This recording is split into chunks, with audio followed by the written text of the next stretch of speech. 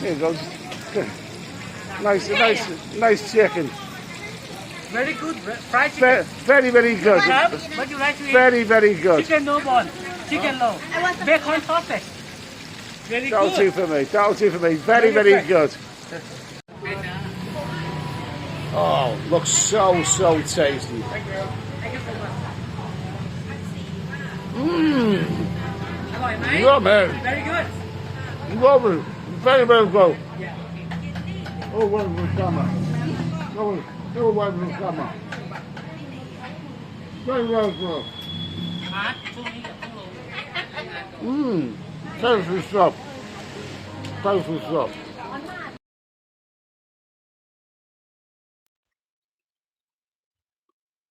Hi guys, Steady Eddie here. Well, it's the month of September and it's come to that time of the year when I'm looking forward to my winter travels, as many others are. I usually go to some European destination in September and then Southeast Asia from January onwards. But I'm bringing my Asian adventure forward this year, beginning in November, and I can't wait. It looks like the pandemic is over and things are looking a lot more positive. I think it'll be a good season for those countries. So, in the meantime, I'll be doing a few of these little vlogs to keep ticking over. Now, the key phrase here is ticking over, because what I want to talk about is what happens to travel channels when the travel vlogger is not actually travelling. Now, I suppose you could say there are two types of Asian vlogger. There are those who live there and those who visit. Well, the ones who actually live in these countries can make videos all year round. Good for them. If you are a Thai vlogger and you live in Thailand, you can make videos for your YouTube channels every week of the year. And that's how you keep your channel alive and buoyant. The drawback of that is that if you live there, you will probably be living in one place, making vlogs about that one place, and therefore you can't really be a travel channel. So, as for those of us who don't actually live in Asia, what do we do? The advantage is we are free to go to other places, a variety of countries, Asia or elsewhere, and make videos. In the last year, I've travelled to Greece, Turkey and Romania, as well as Thailand. I like the freedom to travel wherever I want.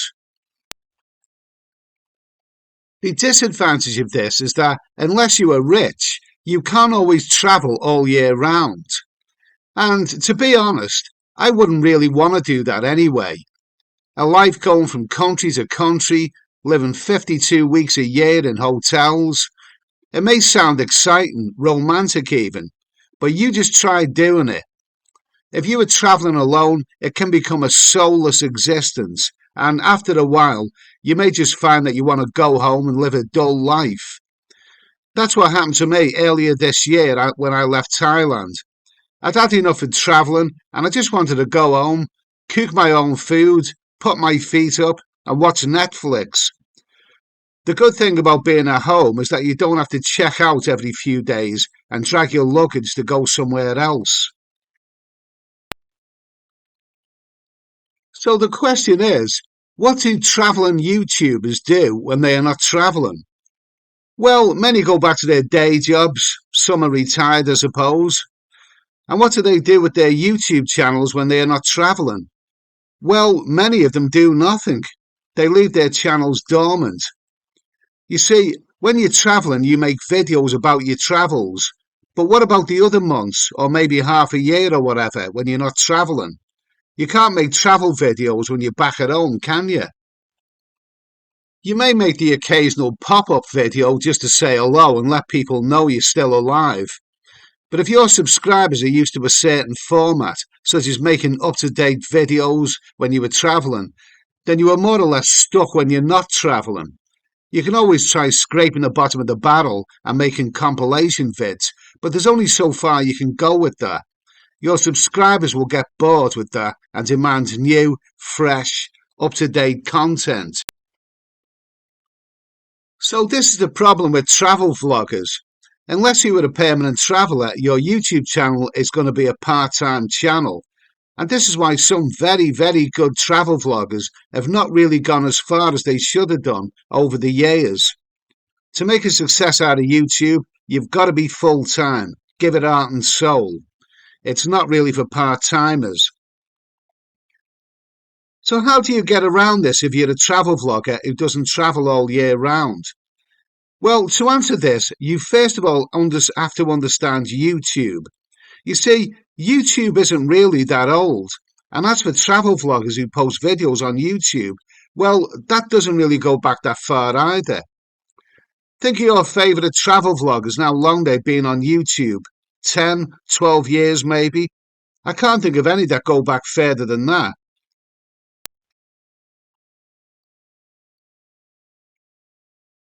So, with YouTube and travel vlogging being relatively new, people are still finding new things, new ways to get around certain obstacles. Remember, no travel vlogger wants to be a part-time YouTuber. No travel vlogger wants to leave his channel dormant when he's not traveling.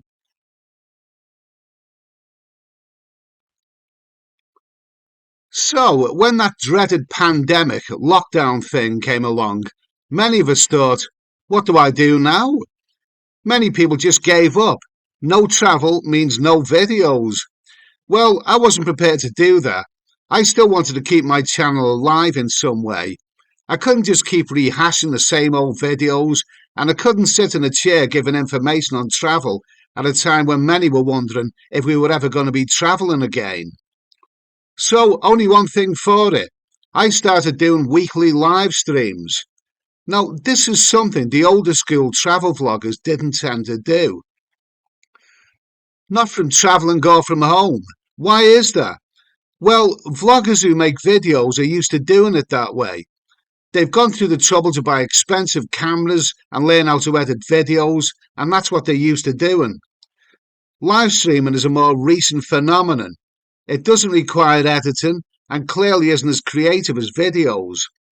Also, it doesn't grow your channel as much as videos because the people watching your streams are usually the ones already subscribed to your channel. There is another reason why some vloggers are reluctant to do live streams. Not everyone feels confident in front of a live camera. I know of some vloggers who make good videos when they appear entirely in control. But mention live streams, oh no, couldn't do that. What if I say something wrong and regret it later? Well, I can only speak for myself, but before I attempted live streams, I watched other people do it. That's how you learn. And some of these people were quite good, and some live streamers were dreadful. And it's the second one that gave me the confidence to start live streams.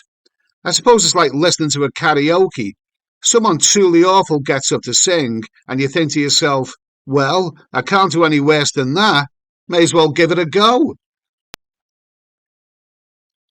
So this is how I kept my channel alive during that long, depressing pandemic lockdown thing. I did weekly live streams. Only one a week, but I kept my channel alive and I got some really good viewing figures. I mean, for the guy sitting in his living room on a Wednesday night talking into his mobile phone, I got a really good response. Those were dark and gloomy times. We were all in the same boat, and my premise was that if we were all miserable, then we may as well come together and be miserable together. It worked. Unfortunately, I had to end those weekly live streams simply because that pandemic went on so long and we were talking about the same old depressing things that I felt I just couldn't go any further. What really touched me when I announced I was ending those streams is the comments I got from guys who said that those live streams had helped them get through these very, very dark times. That really touched me, and I do appreciate it, guys. Well, I suppose you could gather from this that being a travel vlogger is not the easiest niche you can have on YouTube. But I'm not complaining. This channel of mine has reached 43,000 subscribers and over 12 million views over the last 5 years. And I thank each and every one of you who have ever subscribed and watched my videos. Cheers. I'm looking forward to my travels soon, as I'm sure many of you will be. But I'd also like to remind you that I have another channel called Steady Eddie Live. Yes, that's a channel mainly for live streams, and it has a great little community where we talk about things other than travel. You know, big issues and big questions about things going on in the world. The link is on the homepage of this channel, and you are welcome to come along and join us. So I'll say thanks for watching. Subscribe to this channel if you haven't already. Give us a thumbs up because it helps the video. And remember to press that all important notification bell for latest uploads. Have a great day, a great evening, or whatever you're doing, and I'll be back soon. Cheers.